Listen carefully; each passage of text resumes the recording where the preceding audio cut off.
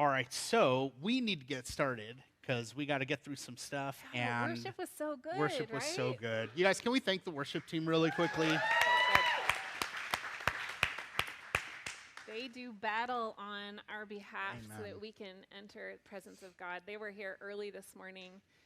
We came in and they were doing battle. It was good. Yeah. It was good. We're so blessed by them. All right. Well, we are going to continue. Last week was Psalm Sunday, and Brad taught through Psalm 23. Several of you sent in your rewrite, your paraphrase of Psalm 23.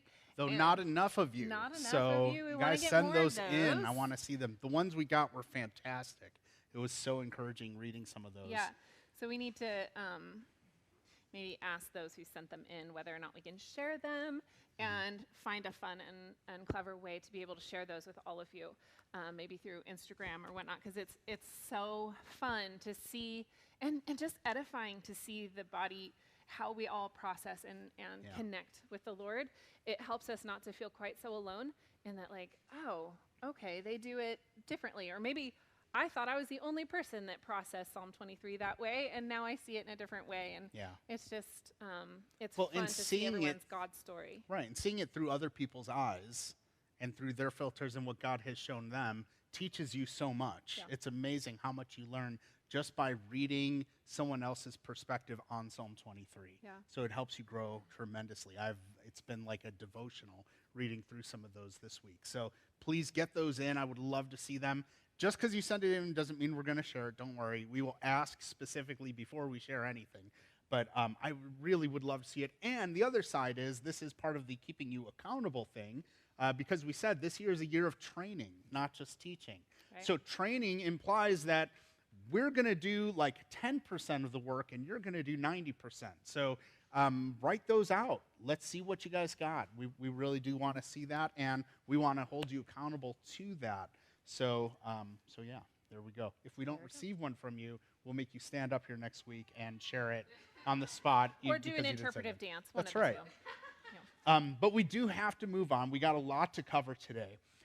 We are working through the everyday battle.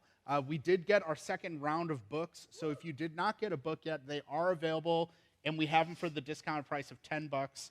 So those are here. They're going to be at the cafe. And then also, I think they have them outside, right? Is that right? Yeah, where the journals were. Yeah. When you So we have these. They're $10. Get these today. Also, don't forget your rooted journals. Apparently, this is infomercial time. Guys, all the but things. wait, there's more. We even still have Transform 2020 Right. pencils. That's right. Back by the Discounted price. Discounted price. Of Free free 50. $99. Yeah. Okay, so get your journals. Make sure you have those. There's the hardcover and the paperback. Make sure you get this book. Now, I don't know if any of you had the chance to kind of prep for this week by reading through Battle Number 3, which is Hurt and Betrayal. This one chapter can be a book on its own. Actually, this one chapter can be an entire year's series on its own. There's so much in this, and I will just say right now, this is my favorite chapter of the whole book. Okay. This is my favorite part. There's so much in this, and it's so well written. It was beautifully done. So thank you for that. Minus the typos and editorial issues. So it is incredible. So if you haven't had the chance to read it, please take the time to read it, because I promise you it will be worth the investment of your time to do it. There's so much practical stuff in this chapter, and we can't possibly cover it today. We're just going to do a very brief overview and maybe even look at some different things. The other thing I want to remind you of prior to us diving into this is we are going to have our after-service time. So after service is over, we'll have about a 5-10 minute break, and then we'll come back and we'll have a conversation. So where you have an opportunity to ask questions, and we'll talk through stuff. Honestly, I think some of the best stuff comes out of those Q&A sessions. We've had some really great conversations after church. Absolutely. During those Q&As. And I think Robbie and Katie, if they're going to sit up here with us and give some practical wisdom as to how they have applied this in their life, because they've been walking through this with us for, 13 years? 12 years? 12, 13 years? Longer than the church has been in existence. I know that. Yeah. So they have so much wisdom, And for those of you who come to the young adults Bible study on Tuesday night at 6:30, they've been actually diving in even deeper as to practical application. How do we really walk this thing out and do it well and do it victoriously? Because really that's the goal, right? Is the John 10:10 life. Yeah. To live not just life, but life abundantly in him. And that's attainable. It's actually possible.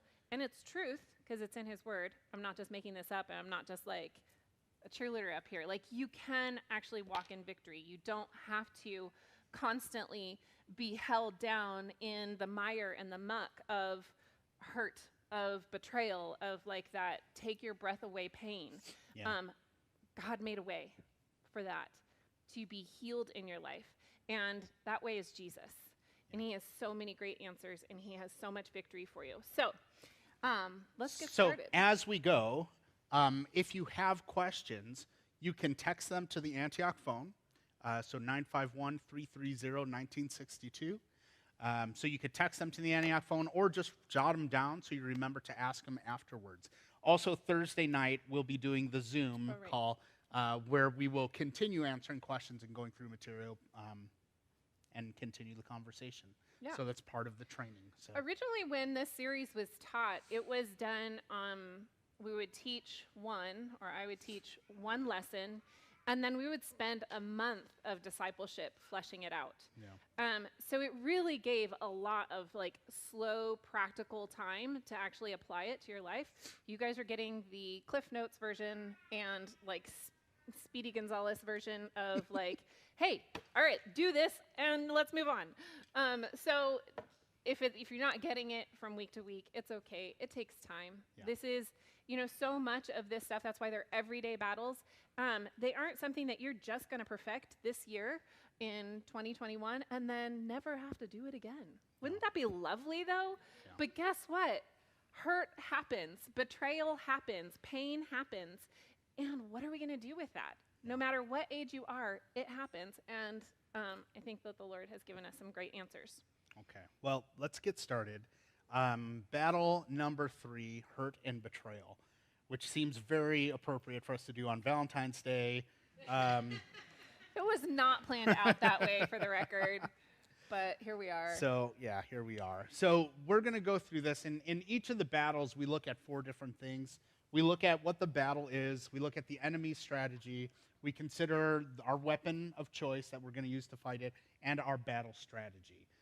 So we look at these 4 things every single time. And this one, there's just so much in every single one of these. I don't know how we're going to do this, but we're going to give it a shot. So hurt and betrayal. Can you talk about what do you mean by hurt and betrayal? Okay, well, so when I originally started teaching this series, this battle was called offense. I didn't make this battle offense for the book because then I knew none of you would read it. You're like, no, I don't struggle with offense. Pride, maybe, but no, not offense. And but when I started fleshing it out and praying about it, the Lord showed me that offense is just what the enemy's strategy is in this. But where it comes in is through the door of hurt, through the door of betrayal, and we've all been there, right? So what is hurt? What is betrayal? It can be anything. It can be, as awful as a childhood wound. It can, that continues to bring up shame in your life. Mm-hmm. It can be as recent as, maybe somebody letting you down. You had plans to meet at the coffee shop and then they forgot. And that hurts because you feel like, do I not matter? Am I forgettable? Mm-hmm. Or it can be pain at the hands of gossip. And actually, I wanted to talk about that specifically, which I don't talk about in the book. But when we were worshiping, the Lord gave me a picture. And so I just feel like this is something that someone needs to hear. We probably all need to hear it, is that we can be hurt by gossip. And it can feel like such a betrayal. And I think that that's why the Bible talks about gossip so much. Do you guys know that that's one of the primary sins that the Bible talks about? Yeah. is the sin of our tongue? And part of that is because what happens in that is we are actually ripping open wounds in our brothers and sisters with our tongue. Yeah. So how do you know if you're gossiping? Really easy litmus test.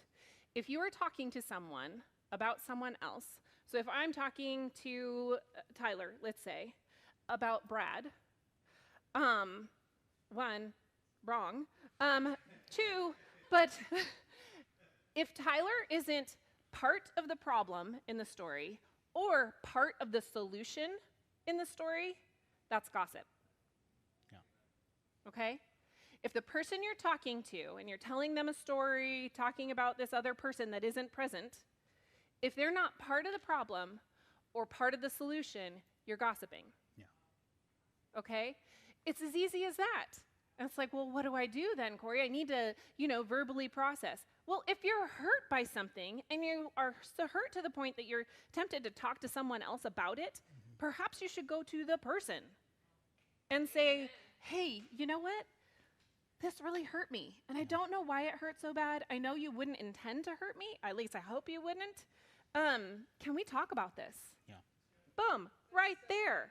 Now, hurt and betrayal does not have a place in this relationship, okay? So the vision that the Lord gave me when I was over there praying, like, Lord, why do you want me to talk about gossip? Is because I think that so much of the hurt and betrayal that a lot of us are experiencing currently, and especially for most of you at the age that you're at, this is where a lot of that pain comes in. It comes in the door of gossip. So the picture that I got was from the movie Braveheart. Shocker, I know, because battle, and just don't get me started on war movies. I love them. Anyway, in Braveheart, there's a scene where you have the William Wallace and his band of Scotsmen, and then they're going to cut the English king and all that is coming after them. But they had gotten the Irish guys to come too. And so they're charging into this battlefield, and they're coming together, and they're like, oh, we're going to fight each other. And they come, and they're like coming up, and then they stop right before, and they're like, hey, good to see you. And they like give them a hug. No one know what I'm talking about? Yeah. Oh my gosh. Scene. Okay. Okay, so it seemed like they were coming and that they were fighting against each other, but then as soon as they got face to face, they were like buddies and pals, and like, now we're gonna fight on the same side. Okay, what does this have to do with gossip?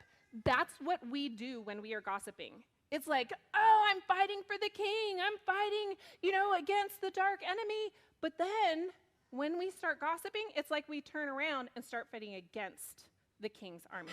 Okay? So am I making sense? So that's where hurt and betrayal can come in. I just feel like that is a specific word for this morning, that we need to be careful with our words, that we don't end up partnering with the enemy army against our brothers and sisters in order to slice them and dice them with our tongues, because then we're actually fighting for the wrong side. Amen. Right. That's good. So, sorry. That is not at all. I'm totally lost now. I don't know what to do. Go on. So you have to figure everything out now. So here's something important about hurt and betrayal. There are instances where it's extremely obvious, where, like someone totally betrayed you, where someone totally did you wrong, where it's so incredibly clear. And I think we all have cases of that in our life. That just happens. It's part of breathing air, from your parents, from teachers, from pastors, from all kinds of different places. You're going to experience hurt and betrayal. But I think part of the part that's tricky, and this is why this is an everyday battle, is that a lot of times there's hurt and betrayal that comes in the very little things, in the very tiny things, where we just didn't expect it. And a lot of times, if we don't notice it, if we don't focus on noticing, hey, that kind of hurt me, and here's the part that is tricky about it. Sometimes the person who hurt you or you felt betrayed by really didn't do anything wrong.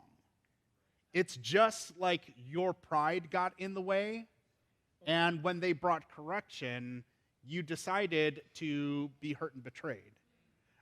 So I'm going to be very vulnerable, and I'm scared to do this, but even this morning, when we got here, I got up and I went to play harmonium, See, I sorry. cannot believe. So Corey said, she called me over to her right as I was about to start playing, as the worship team was practicing, and she's like, you need to let the worship team get in a better place. They're trying to find their spot, and you're just getting distracted.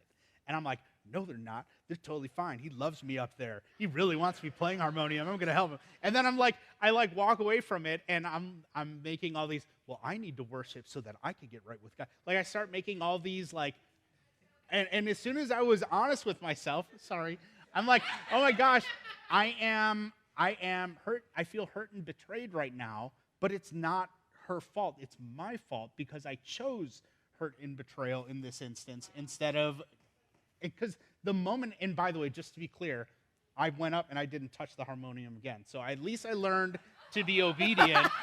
So there is that. But I still went up on stage and I talked to Ben. So I'm learning, I'm growing. This is a process. But here's the thing, and I want you to get this, is I could have chosen to hold on to that hurt and betrayal and take up an offense from it, which is going to be the next thing that we're going to get to. Or I could recognize, oh, this is a hurt, and be honest about the hurt. It does you no good to pretend it didn't hurt, because it hurt. Mm-hmm. And as much as I'd like to pretend it didn't hurt, it stung a little bit when she corrected me. I want to make sure I'm clear. She was 100% right. I was 100% wrong, but that doesn't mean that I didn't hurt from it. And I had to be honest, okay, that hurt. I didn't like that. I didn't like being. She said it very nicely. She did nothing wrong. I was totally in the wrong, but either I have to be honest about the fact that I felt hurt, or I'm going to fake it. Yep. And then if I fake it, I'm going to take up an offense. And that's going to lead us to this next part. So if we allow hurt and betrayal, and you guys, it's little things like that. That's how the enemy gets us. The tiny little things that you would say, oh, that doesn't matter. It matters. It matters so much more than you realize. Mm-hmm. It's usually the tiny little cuts that lead to infection because you don't think you have to do anything about it. You're like, oh, it's fine. It's just a paper cut. I mean, if you had a giant gash wound, you would get treatment. You would go get help. But if the little tiny nicks, you think nothing of it, and you go and you wash the dishes, you end up with an infection because you didn't deal with the little things. It's always the little things that get you. That's the whole idea of this whole thing. So what I could have done is I could have chosen offense. So talk to us about offense a little bit. Don't pick up an offense. Yes. Sorry. Okay, what is offense? Basically, it's unforgiveness is the easiest other way of looking at it. It's when we have the open door in our heart because of the hurt and betrayal that we then get offended or, put off by somebody. Yeah. And then that turns into a root of bitterness. Sometimes anger, in extreme cases, rage. Yeah. But it all starts with offense. Now, I love John Bevere's book, Bait of Satan. Have any of you guys read that? Okay, oldie but a goodie. So much good stuff in that. Yeah. And how he explains offense, because the word offense used in the Bible is actually called scandalon. And basically what it is picture a bear trap. Okay, so here's my bear trap.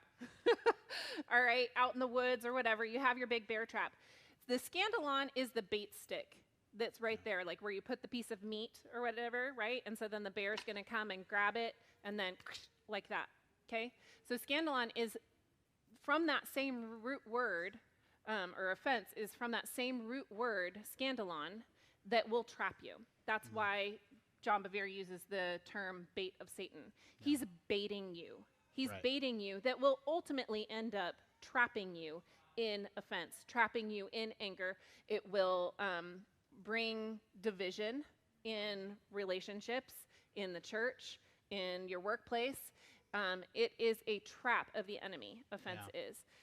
So that's what we talk about there, is we can't, like Brad said, I had the choice. You know, he's upset and he's hurt, and he had the choice to be upset with me, or he could recognize, my pride's getting in the way, and I was hurt by it. I'm going to forgive. I'm going to let go. As opposed to, he could have easily taken that bait and said, I can't believe her, that she would correct me, and in my church, woman, sit down. And then here we are. That goes over real well in our household. Yes. There's something of taking an offense. I mean, we talk about it a lot. I'm just trying to think of a way to say it that makes it a little bit more clear. To take an offense is to agree with the hurt and betrayal. Yeah. It's to hold on to it. That's good. And to let that hurt and betrayal in some way become part of your identity. So this is what happened with Jesus and the man at the well, and he asked him, do you want to be made well? Do you want to be made well? You have chosen to hold on to this hurt and offense. You've chosen to hold on to this sickness, this brokenness. That was a choice that you made. You chose to take up offense. You took the bait stick, you grabbed it, and as soon as you did, the trap closed, and now you're trapped. And Jesus comes and says, do you want to be made well? Do you want me to take you out of the trap? There's no point in me taking you out of the trap if you're just going to grab the cheese again and get trapped again. So do you want to be made well? So offense is the process of holding on to that hurt and betrayal.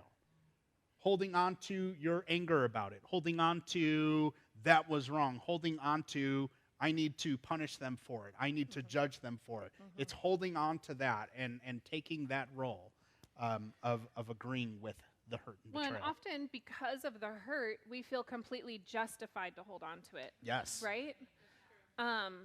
And even sometimes we are justified in holding on to it.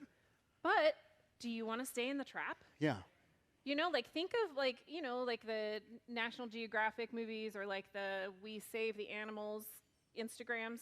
I totally, that's almost all of my Instagram, by the way. Yep. Is like birds and nature. But there are times when they're rescuing like a seal or something like that has like fishing line all around it, or a turtle, or an animal that gets stuck in a trap. And what does the animal do? They bite. They bite back. They're like, no, ow, it hurts. Just leave me alone. Let me stay in the trap. And that's what we do so often because of the hurt and because we feel justified. Like, the hurt's real, guys. Yeah. It's not a fake hurt. The hurt is real, so we feel very justified. And like, please don't make me get out of this trap. Please don't touch my trap. It hurts too much. And Jesus is like, stop. Just let me help fix it. As soon as we can get this fishing line off of you, you're going to be able to swim again. You're going to heal again. But you cannot heal if you're stuck in the trap. So the forgiveness portion that comes is for you. Yes. It is not because the person that hurt you or betrayed you or wherever the hurt came from, it's not because they deserve your forgiveness. Right. It's because Jesus died so that you can forgive.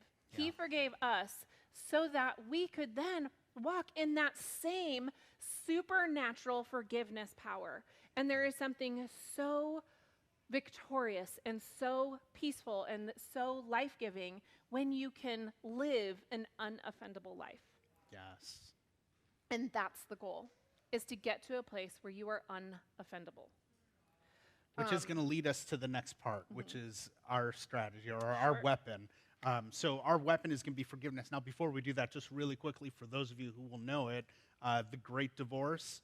Remember when the angel asks, can I kill it? Can I kill it? Now, if you don't know what I'm talking about, we will pray for you, because if you don't know the Great Divorce, you need to go read it. But it's totally the part with the may I kill it.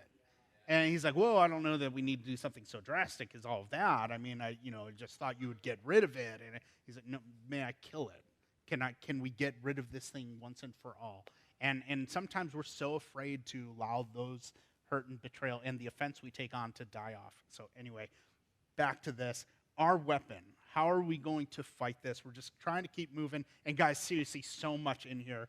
about expectations, about the mountain of expectations. You got to read that. So incredibly important. Gosh, I wish we could like. I go through know all it's of it with you. there's so much stuff. So So we're going to how move do I on forgive? to the weapon of choice, the way that we fight offense. Because here's the thing: you're going to be hurt and betrayed. I'm sorry, that's life.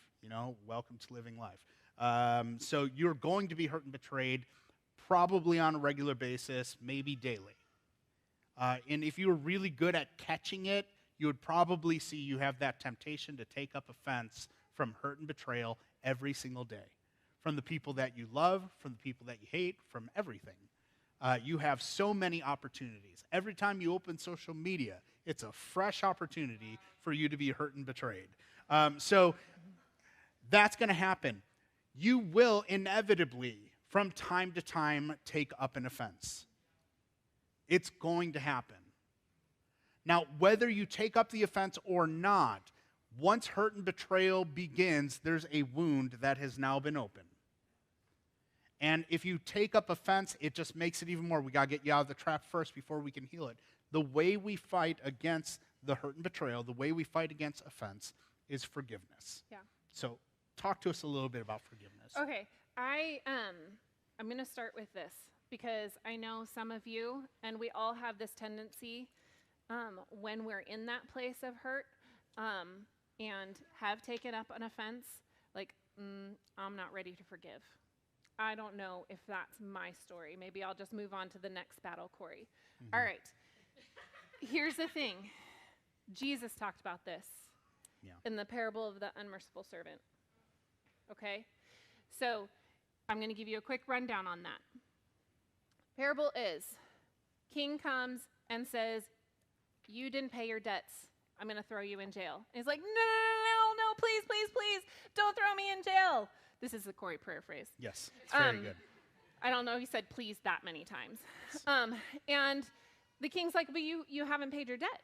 Why would I forgive you? Yeah. And he's like, please, just have mercy on me. And he's like, okay. All right, I will forgive your debt.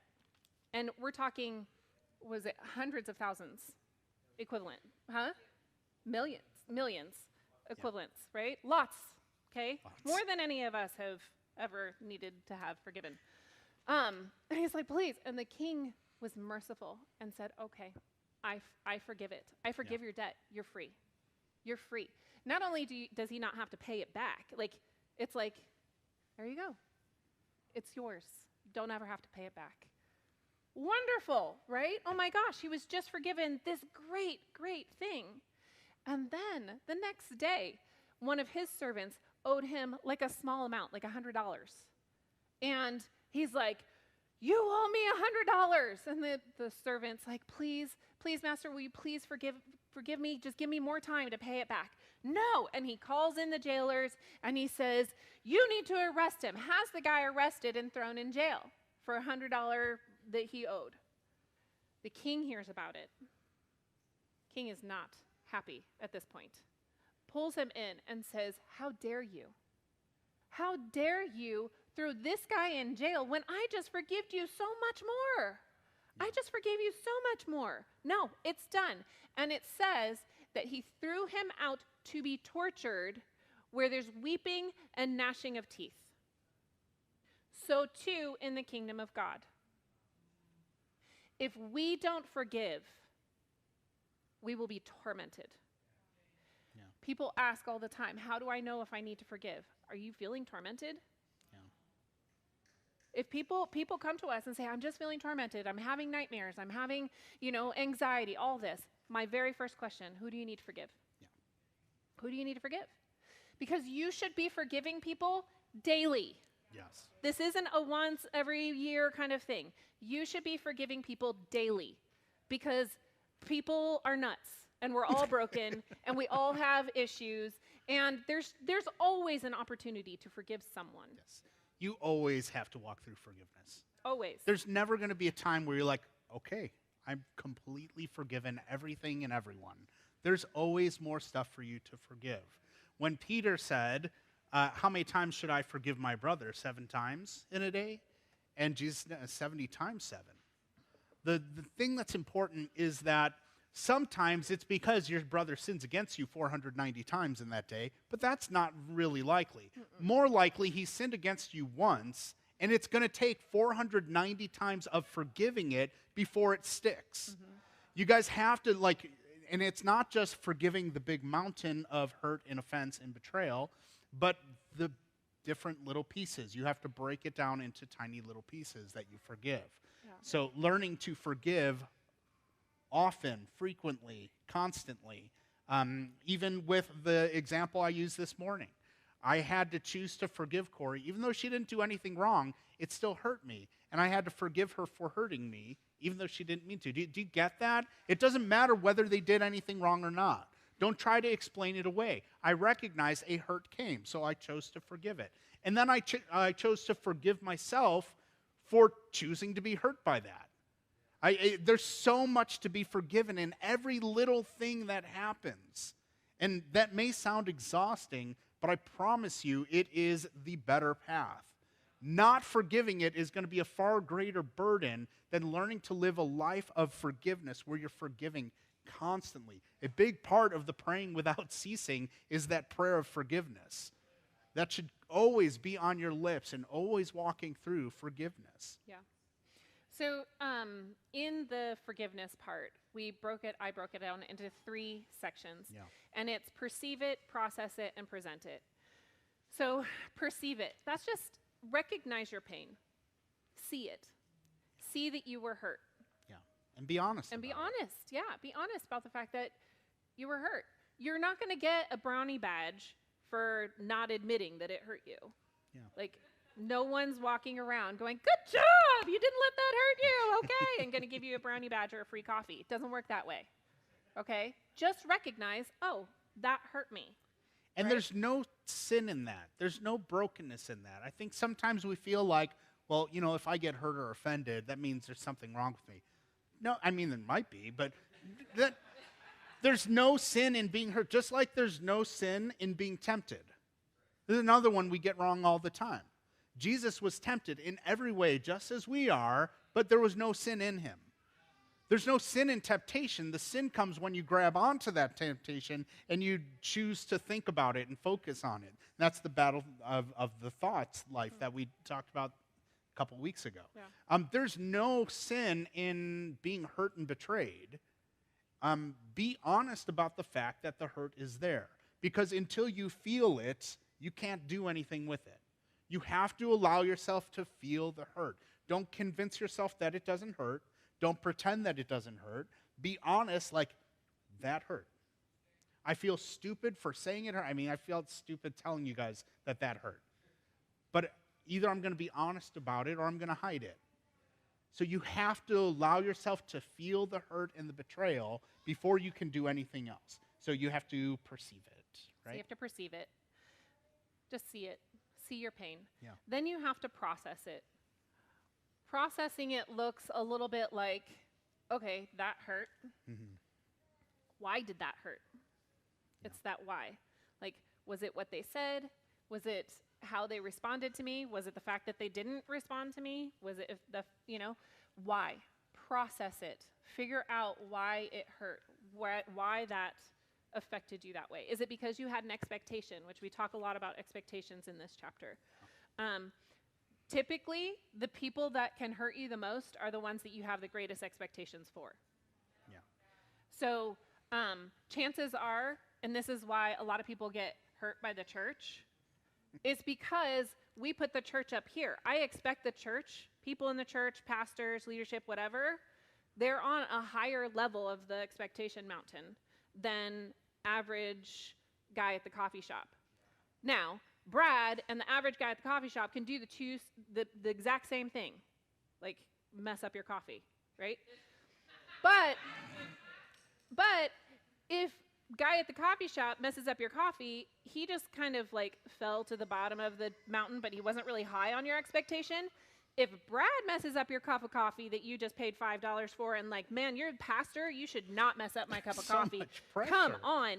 Now look at how far he has to fall, right? He just fell off that expectation mountain, which created this huge gap. That's why we get hurt by our parents. That's why we get hurt by teachers. That's why we get hurt by mentors so much greater than our friends even, is because we have this, hierarchy of expectation that we put on people. Anyway, that's not having to do, but admit it hurts. Admit that it hurts, which just means why. Right. Why did it hurt? And then present it.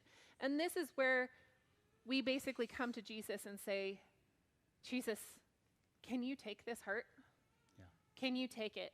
And that looks like saying, I choose to forgive Corey for telling me not to play the harmonium. I choose to forgive her for the look on her face when she told me not to play the harmonium. I choose to forgive, whatever it might be. Now, I get it sounds silly, but this truly is incredibly powerful. It is. It's so powerful. And the first couple of times you do it, you're going to feel silly. Like, do I really have to say this stuff? Yes, you really have to say this stuff. You really have to say, I choose to forgive blank for blank. You have to take the time. You have to call it out specifically. And you have to, all the little things. Listen, doing blanket prayers does not work with forgiveness. Mm-mm. If I just said, I choose to forgive Corey, no power in that whatsoever. But as soon as I break it down to the tiny little pieces, you can only forgive tiny little pieces. This is the big problem that I think most Christians have, is we know we're supposed to forgive, but then someone does something horrible to us, and we can't imagine, how could I possibly forgive that? This giant boulder, how do I possibly forgive it? You don't. You can't possibly forgive that. Mm-mm. Even with Jesus helping you, you can't forgive that big boulder. But what you can do is you could pick one rock off of the boulder and forgive that piece. And we're going to get to that in just a moment. You could begin to forgive the little things. And it's amazing. It's almost like as you forgive the tiny pieces, those tiny pieces come off of your shoulder. And you no longer have to carry the weight and the burden of that. And you're able to eventually deal with it. Yeah. So that's the easiest, fastest way to explain what forgiveness looks like. Mm-hmm. It, simply put, perceive it, like recognize that there's hurt there, admit that there's hurt there, and then give it to Jesus. Ask him to help you. And in the chapter, I talk a lot about Corrie ten Boom. Corrie ten Boom is like one of my favorite people of all time. And The Hiding Place, if you haven't read The Hiding Place, oh my gosh, it's life-changing. Yeah. I mean, goodness, guys, if she can forgive the Nazi captors that held her in a concentration camp, and then later on they come into her Bible study and ask forgiveness, and she's like, I love her quote, she's basically, I can't forgive him, Jesus. Give me your forgiveness for him, Jesus. Yeah. And sometimes that's the first place to start. Yeah. Because when it's not just a harmonium issue, right. When it is like, you killed my sister. Yeah. Well, we've walked through people with that. How do you forgive that? Yeah. How do you forgive that? Well, you start by saying, Jesus, can you please give me your forgiveness? Yeah. Can you please give me your forgiveness for this person? And you start there. Yeah. And he's so good. He's so good. He will do it. Yeah. He will give you what you need so that step by step you can begin forgiving the little things. You can begin forgiving, like, Jesus, forgive. I choose to forgive them for breathing today. Yes. You know? Okay. You start where you can start. Sometimes it's just, I choose to, like, there are so many, and it might sound silly. It doesn't matter if it gets you walking towards forgiveness, because the key of forgiveness is for you, not for them. Yeah. So whatever it sounds like, if it sounds crazy, it doesn't matter as long as you're walking towards forgiveness and you're just chiseling away at that boulder that you can't pick up. And that's why I think so many people, shy away from this idea of forgiveness, is because it is too dang big. Yeah. This thing is too heavy. It's too hurtful. There's no possible way I can move this boulder. That's okay. Jesus isn't asking you to forgive the boulder. He's asking you to slowly chip away at that boulder with him. Yes. And he will stand there with you and you'll, okay, I have this little piece. Jesus, I choose to forgive this little piece of the story. Can I hand it to you? And that's it. That's it. That's forgiveness. So here's the part that's difficult, and I wish this wasn't the case. You could get the impression from reading this chapter and hearing us talk about this that, okay, that horrible thing that happened to me from that person, I'm going to walk through forgiveness today. And you do all the forgiveness stuff, and you think, okay, tomorrow I'll be free. It doesn't work like that.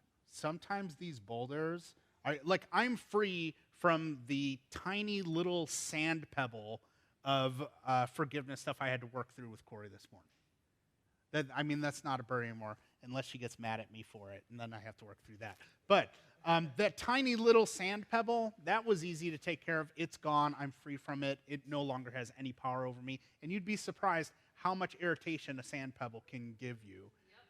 So deal with it. But there are some boulders that the process of walking through forgiveness is not going to take days, not even weeks or months. There are some that will take you years or your entire lifetime to walk through. Mm-hmm. But the whole point of it is to continually make progress. You take a chunk out of the boulder, and then you give it to Jesus. You take another chunk out, you give it to Jesus. How do you eat an elephant? One bite at a time. So you start working that boulder down piece by piece by piece. And you will have more freedom every day.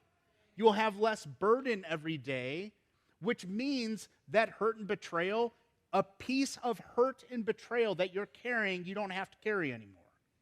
Which gives you more strength to be able to attack the boulder that's there still.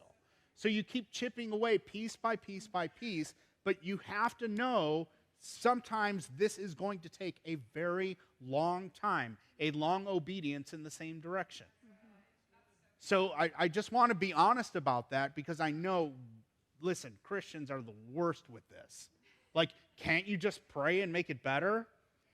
Yes, but you're going to have to pray and pray and pray and pray, and it'll get better and better and better and better. You don't just pray once and everything's done.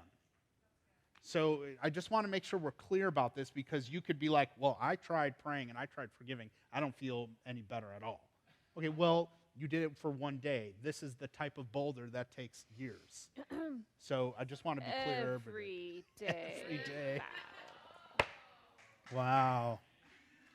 So our battle strategy. So Are you guys our doing weapon okay? is I know forgiveness. this is a lot. We actually talked about possibly breaking it up into 2 weeks, but we want to make sure we hit the other battles too. So if you have questions, stay after, and we'll answer those questions. All right, so we have to have a strategy, right? So remember, I started out with talking about the fact that you should be forgiving every single day. It's a lifestyle thing. It's a lifestyle. You should, as I lay my head down to sleep, Lord, please show me one person I need to forgive. And chances are someone will pop into your head, and it's like, oh, okay, yeah, I choose to forgive them, Lord. I'm sorry. I choose to forgive them. I release them. In the name of Jesus, let it be done. And there's a reason in the Lord's Prayer this is highlighted. Mm-hmm. Forgive us our debts as we forgive those who've trespassed against us. Yeah, exactly. So we need to have a strategy. And I kind of break it down. There's so many strategies, this is a huge topic. Yeah. And there's lots of different practical application that we could give you if you're like, it doesn't make sense. These are some, whatever. Let's talk. But I broke it down into 4 different ways for our strategy. And the strategy is you have to have a plan before you need a plan. You have to choose before you need to choose. So you can't wait until you've been hurt and betrayed to go, okay, now I'm going to choose to forgive. Because guess what? You're hurt. You're betrayed. You're bleeding. You do not want to forgive in that moment, right? You have to already have made a plan, already have made the choice that when I get hurt, I'm going to forgive. Mm-hmm. Not if, when. When I get hurt, I am going to do this. And these are just 4 easy steps that I have chosen to apply to my life. There's lots of others. Make your battle plan. Yeah. That's what the military does, right? You don't go into a combat zone going, okay, well, if things go wrong, how do we get out? Like, you have that planned way ahead of time. Yep. Way ahead of time you have that planned out so that in all different scenarios, we know how to get out safely, okay? So you're going into battle, guys. You are living in battle. Right. Do you have a plan so that you can get out healthy? Because if you don't have a plan to get on the other side of hurt and betrayal, you will not end this life healthy. Do you understand? You won't live this life healthy, and you won't end this life healthy. That's the goal, right? Okay, so first strategy that I have, first choice that I have made, and this is actually one that Brad has taught me. He's very good at it. I am less good at it, so this is why I have to choose it before I have to choose it, and that is to believe the best. Choose to believe the best first. So you're always really good at this, so you should talk about this. If someone hurts you, if someone says something that hurts you, instead of beginning with a place of, I can't believe they did that to me, I can't believe that they planned out this whole thing to try and get at me, stop and believe the best. You begin with, that hurt. But I know, and this is part of the process I would go through even this morning. I know that Corey loves me, and I know that she would never intentionally try to hurt me. And even if she did intentionally try to hurt me, she would never do that if she was healthy right now. Something must be wrong. Maybe she's tired. Maybe she's hungry. Maybe something went wrong. Maybe she's feeling the stress and pressure of having to teach today. You guys, that's a very real thing. I know I struggle with that. So if she's being short with me or snippy or something like that, maybe it's just because this is a hard morning for her, and I need to love her that much more and love her through this. So you do this with everyone you meet. Can you believe the best? You guys, our country is not very good at believing the best in people right now. What we do is we assume the worst. Yeah. We believe the worst in people, in everyone we meet, especially if they're of a different political party than us. We immediately begin with the worst possible situation, worst possible assumption about every single thing that the people do. And here's the thing. Sometimes they did mean bad things. Sometimes they were intentionally doing bad things. But here's the thing, and this is where you need to land. This is where I land. I would rather believe the best in someone and err on the side of mercy and grace than to assume the worst of everyone and land on the side of judgment. Because I know I have not been called to judge. I have not been called to condemn. I have not been called to convict. That's the job of the Holy Spirit and the Lord. And I will let them do that. It is my position to forgive, to love, to assume the best and believe the best in people. Because remember, if you were here a couple years ago when we talked about the word believe, you never have to tell someone to live out their beliefs. They always do. So if you believe the worst in people, you will always act towards them as though they are broken, horrible people. And you will never be able to call out the gold in them because you'll never see it. But if you believe the best in people always, you will always see the gold in there. And all the junk that gets in the way, it's just like, oh, it's nothing. Look at the gold that's inside of there. Like the person who goes and gladly sells all that they have to buy the field because of the treasure that's in it. It's not about the field, it's about the treasure. When you believe the best in people, you will treat them as the best. And when you treat people as the best, you'll bring the best out of them. So we have to start with this believing the best in people always. And listen, you might be wrong. Maybe they're horrible. Maybe. But I would rather err on the side of mercy and grace because I've been called to follow Jesus, and I'm pretty sure that's what he would do. If believing the best first comes hard for you, I want you to take a hard look at the book of James and recognize that you have pride in your life. I said that this was a hard one for me, right? So I'm not prescribing anything that I haven't also walked through. Because if this is a hard one for you, that means that you are assuming that you know everything about the story. The truth of the matter is, you don't know anything about anybody's story in here. Lots of people think that they know our story because I've written it down in here and Brad shares stories. Guarantee you, you don't know anything about my story. Because there's so much more to me that social media doesn't show, that my book doesn't show, that his messages don't show. There's so much more to you that your social media doesn't show. Yeah. The stories that you haven't shared. I would love to hear your stories, but it's wrong when we assume that we know why a person acted a way that they did. Just like Brad said, maybe Corey was hangry, and that's why she said that. Maybe she was stressed. Maybe she was tired. Probably all the things. By the way, I was very nice. She was very nice. And part of believing the best, to be clear, part of the believing the best is also, what I had to do, maybe this is me. Maybe they didn't do anything wrong. Maybe I'm just in a bad place. Maybe it's my pride that's getting in the way right now, and they didn't do anything wrong. So part of believing the best is also recognizing maybe they didn't do anything wrong. Yeah. I love Proverbs 19 where it says, a man's wisdom gives him patience, and it is to his glory to overlook an offense. When we have more wisdom into a situation, it can give us patience for the situation and for the person. So sometimes, again, instead of gossiping about the hurt or the betrayal, talking to someone who has nothing to do with the scenario, maybe you just need to go to that person and say, help me understand what's going on, because this is so out of character for you. And guess what? I just gained tons of wisdom because he's going to show me or tell me, like, yeah, it was just such a rough morning and, whatever, this happened. Now, all of a sudden, I have patience for him. That's what that proverb is talking about. Yeah. As soon as we gain more wisdom into the situation instead of assuming is going to make us angry and prideful. But if we will just slow down and ask for wisdom, that's where we can change. All right, step 2. So believing the best, and sometimes the truth of the matter is the best intentions weren't there, and that they really did do something wrong. So what do you do at that point? You believe the best, and you forgive the worst.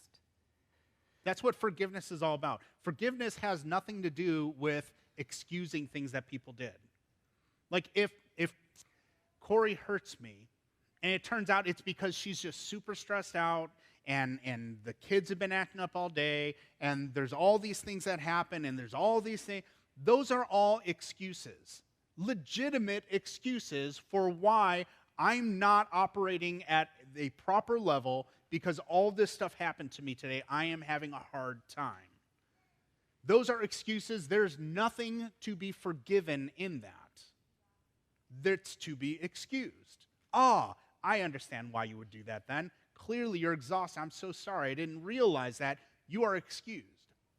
It's once you've excused all that stuff away that you get to the part where there is still that worst part, where it was an intentional thing, where it was truly a wrong, and there's no excuse for it. At that moment, either you're going to pick up an offense by it, or you're going to forgive it. And we've already talked about forgiveness. You forgive the worst. Once you've gotten rid of all the other stuff, what remains is what is left for you to forgive. And again, remember, these are our battle strategies, which means we have chosen prior to. Yes. I have chosen before I need this tool to use this tool. So I've chosen to believe the best, and I've chosen that even if I can't see the best, I'm going to forgive the worst. I've chosen to walk a life of forgiveness because that's what Jesus did, that's what he modeled, and that's where freedom comes. Step 3 is Sabbath rest. This is something that we've chosen as a family to make sacred, and it does, I don't want to talk too much about it, but you can, if you want to get the chapter, or you can take a look at my book, whatever, making time to set aside for Jesus is actually so much more important than just a good idea. Yes. And he talks about it, we talked about it in Psalm 23, of he prepares a table for us in the presence of our enemies. In the presence of your hurt, in the presence of your pain, he becomes the host and says, come, rest at the Sabbath table with all the good things, all the good foods and beautiful linens and candlesticks. Come and rest, because you know what? I can take care of your enemies. Because in the presence of your enemies, you are going to feast with me. You're Yeah. going to rest with me. Let me take care of your enemies for a day. And we have chosen a society that is honors productivity And busyness. and busyness, like as if it's a badge, like I'm just so busy. We've tried to eliminate that word from our schedule. Our schedule is very full on some days, but it doesn't give us the excuse to not rest in his presence. Yeah. And he restores us in that place. So I have chosen, no matter what is going on, no matter how bad I might hurt, and just think, I just have to work through all this. He's like, stop. Will you just rest with me for a day? Yeah. And then we can deal with all the rest on Monday, right? Yeah. We can start dealing with that boulder again. That boulder's still going to be there, Yeah. but rest.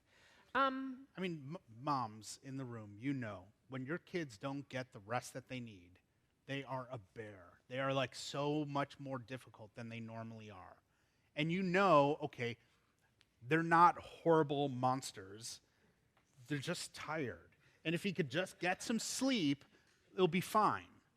Now, you see that clearly with your children. Why don't you see that with yourself? Why do you think that you could keep going and going and going and going and going and never get rest and still be able to interact with things in a healthy way? You can't. You just simply can't. You need rest too, and that's Sabbath rest. That's why God had prescribed it for us, because it's what we need for our sickness. The fourth step after Sabbathing, after resting, is pursuing reconciliation. Wherever possible, yeah, pursue reconciliation. The Lord talks about it. He gave us the ministry of reconciliation. Now, sometimes that can't be done.